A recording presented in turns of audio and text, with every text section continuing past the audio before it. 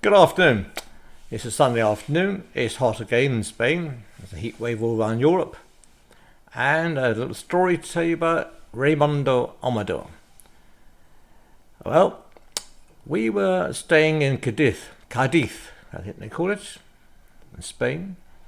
And we got bored of that city. We had some good times.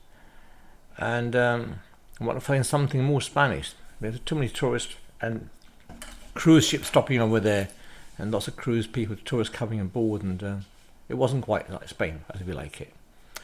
Anyway, we drove heading towards Galicia because we decided we wanted to go back there, and I stopped somewhere, Madamascania. Anyway, it wasn't very nice there, and I was determined then to carry on to Galicia, and then I was persuaded to stop at the next village. So we stopped at the next village. It was empty. It was out of season. Nobody round.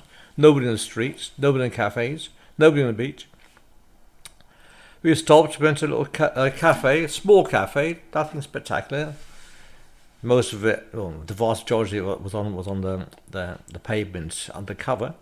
There's nobody in there. I went inside, and what appeared to be an aggressive, grumpy-looking man.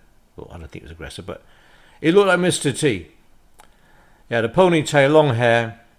Kind of a vest, t-shirt, lost some medallion in his rings, chains around his neck, and he looked the part, looked quite beefy, and he didn't seem very friendly. So we ordered whatever we wanted, I don't know, a cup of coffee, whatever it was.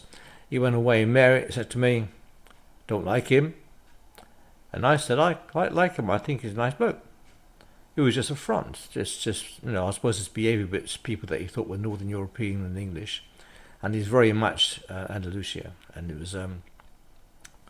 I discovered later on that he was keen on the bootleg Beatles. He used to go to Malaga quite a lot to go and see them, and he also used to have a Harley Davidson bike, so he's a biker and a lot of fun. Really, it turned out to be, out of the whole 1 year we stayed there, he was by far the nicest person we met. His wife Encarni and their extended family, cousins, children, the parents from Cordoba, they were all really good. We were invited to go to Cordoba, but we didn't go. And I like getting friendly, but not too friendly. But he was so good, he actually kept all our stuff in storage for a year or two to help us.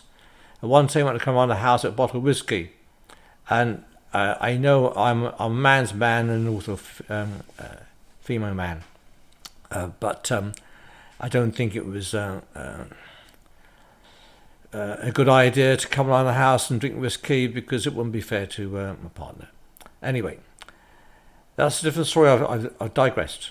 Anyway, one day we went to live there, and that was mainly because you like this man. He's trying to be a good bloke. And we stayed, and one day we went to the cafe, and it was again empty. And we sat down, and there was one other person, similar to the owner, Ankle. That was his name. This man, as we were having our breakfast or lunch, whatever it was, he came up to us and started to talk to us and wanted to show us things on his iPhone. And I suppose I was in the wrong mood, but I wasn't interested at the time because I must have been hungry. And I said, "Can we just have our dinner first? I'll look at it later on." He seemed to, pursue it. I said, "No, we'll look later on." So he went and sat down, looking a bit put off by it all. So when I finished dinner, I looked at it.